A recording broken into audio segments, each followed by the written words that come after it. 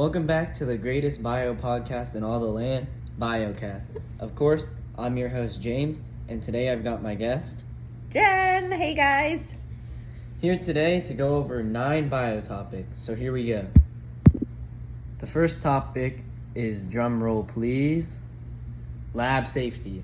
Lab safety is the first topic a young scientist must know. There are 3 main rules we will go over. The first main rule is wearing the correct equipment, such as goggles, closed-toed shoes, having your hair tied up, and not having loose clothing. All these things can get you burned, cut, sick, or any other horrible things. The second main rule is no food or drink in the lab. This is important because if you're mixing chemicals and some of those chemicals get on the food or what you're drinking, it would become contaminated. The third and final rule is no horseplaying. This includes any kind of running, fighting, throwing, or messing around. This ensures what happened to my buddy Timmy won't happen to you. He was running around in the lab and slipped on some water and hit his head. There you have it, the first topic of the day, lab safety. The next topic we're going to go over today is the brain. Everybody has one, but not everyone knows truly how it works. One main part of the brain is its lobes. These lobes are broken into 4 different parts. The frontal lobe is the lobe that controls most of your cognitive functions, things such as movement, self-control, and personality. The temporal lobe controls what you process: language, memories, emotions, and perception. The parietal lobe functions as how you know how to react to something, like situational awareness, noticing social cues, and understanding the world around you. The final lobe is the occipital lobe, which is the part that allows people to understand what they are seeing. Another main part of the brain is the cerebellum and the cerebrum. The cerebellum controls the way we can stand and move around without falling or forgetting. The cerebrum is the part of the brain that signals to your body to move. These parts of the brain work hand in hand. The brain stem is another whole part of the brain, with the parts being the midbrain that functions as a relay system. The pons that functions with unconscious things such as sleeping and waking up, and the breathing cycle. The medulla functions body parts we do not even think of, such as breathing and sneezing. That's a basic overview of the brain. The scientific mythology, the fancy version of the scientific method, which is what I'll be calling it. Everyone who inspires to be a scientist must do it. The first part of the scientific method is asking a question. You need something to test, so a question is key.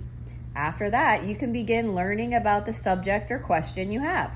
This can be through the internet or a book. Once you have enough knowledge on the topic, you can begin to form a hypothesis, which is a guess based off what you already know about what will happen in your experiment. You must write out all the steps before and during the experiment. This ensures that others can replicate the experiment. Now, after all the tedious work, you can finally test your experiment to see what happens. Once you've done your experiment, you must jot down the results. Then you must repeat the experiment at least 3 more times and jot down the results again. Once that is done, you can compare the results and see the outcome. Then you can see if your hypothesis was correct or not. Once all of this is complete, the last step is to communicate the results with others. This can help you compare the results with other people. There you have it. Now you can perfectly partake in an experiment. Next topic to chat about is the basics of chemistry. It is important to understand the basics of chemistry. One main part is understanding the periodic tables and what the symbols mean. The number at the top is the atomic number. The big letters in the middle, that's the atomic symbol. The number at the bottom is indicative of the atomic mass. It is also important to understand how to read a food label. A food label can show the calorie amount, the serving size per container, or for the normal calories per person. A label can show the percent of things such as fiber, fat, carbs, sugar, vitamins, and protein. Now we can talk about the water cycle. It's the main reason the world works. The water cycle helps us as humans and plants, animals, organisms, and the entire planet. There are 6 main parts. The beginning of the cycle is evaporation, where the sun heats a body of water and rises into the atmosphere. The second step is condensation, where that water transforms into a cloud. The third step is transformation, where a cloud becomes too heavy and transforms. The next step, the fourth step, is precipitation, which means rain, snow, sleet, or hail coming back down to the earth from the clouds. When this water occurs, the fifth step of the water cycle occurs, which is transpiration, where water is collected and held by plants that then gets evaporated. The sixth and last step is runoff, where the precipitated water is pushed back into a body of water to continue the cycle. And there we have basic chemistry and the water cycle. Now we move on to the characteristics of life. The characteristics of life are hard to define as we're always learning new things about life. But there are about 7 characteristics we can explore tonight. The first characteristic is growth and development. The growth aspect means how an organism changes with quantity, and development is how an organism changes with quality. The second characteristic is reproduction. There are 2 types of reproduction. Asexual, which is when an organism does not need a partner to mate with. Sexual reproduction is where an organism does need a partner to mate with. The third characteristic is homeostasis, which keeps the inside part of your body safe no matter what happens to the outside. These things include blood flow, temperature, pH, and fluid movement. The fourth characteristic is to response to stimuli, which sees how an organism reacts, behaves, or changes to a specific action. These reactions can go off through such things as light, touch, sound, or temperature. The fifth characteristic is metabolism, which is what processes chemical reactions in the body. Metabolism breaks down energy through digestion.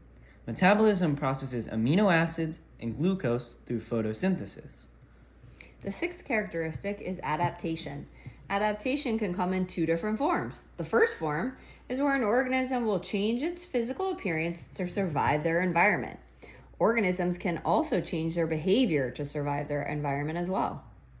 The seventh and final characteristic is cellular respiration. Cellular respiration gives the body most of its energy.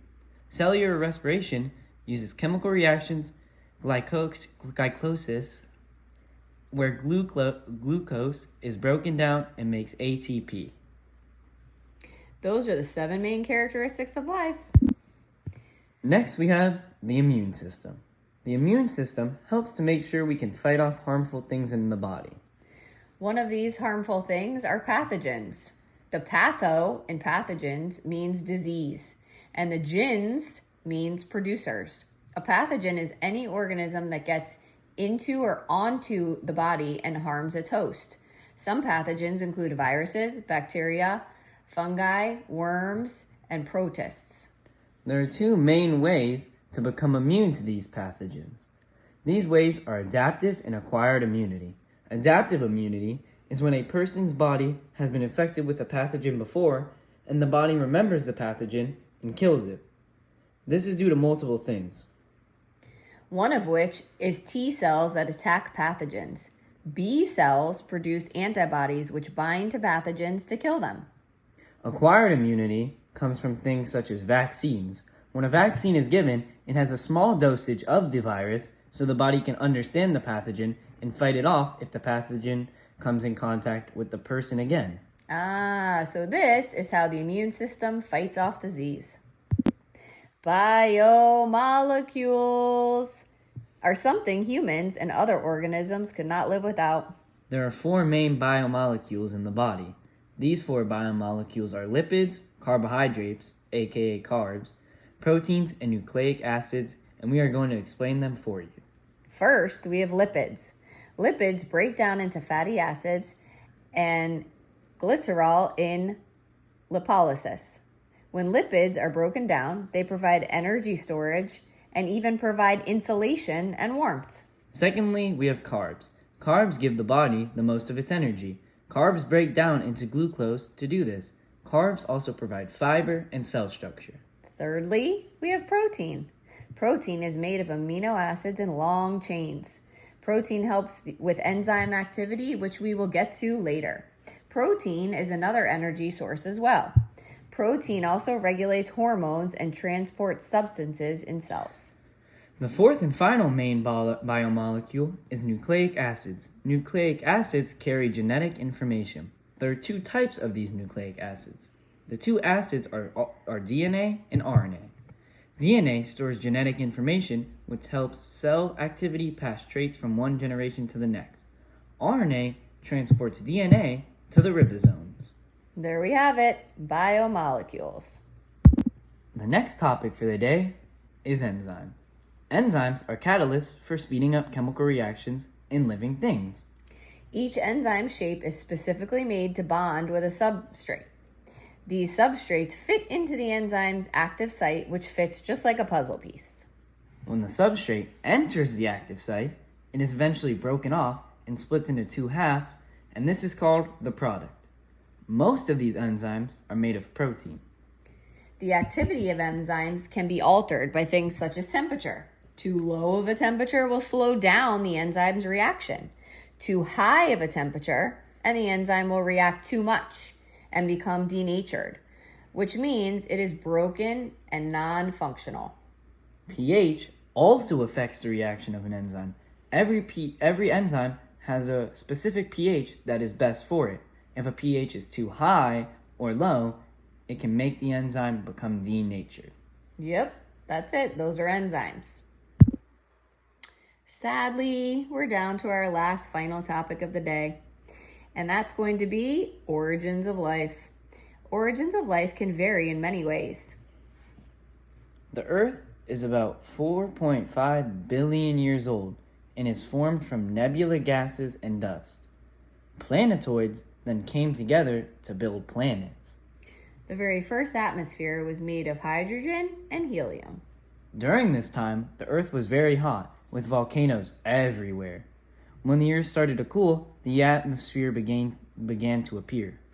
The second atmosphere had little to no oxygen and ozone, and there was a mass radiation around the world. There are several major theories on the way the world formed. The one we are going over is the Miller-Urey theory. This experiment was done in 1952 by Stanley Miller and Harold Urey. The purpose of the experiment was to test if life on Earth could have formed through chemical reactions. They did this by heating water and having it evaporate into a mixture of hydrogen and other substances to replicate the atmosphere. These results showed the flask had changed color and produced amino acids. This then confirmed their hypothesis. This is how the origin of life began, and an experiment that goes down with it. Well, there we have it. 9 important biology topics. Thanks for having me on tonight, James. That was fun. Of course, I'm always down for a biology session. Jen and I would like to thank you all for tuning in. And as always, Stay scientific.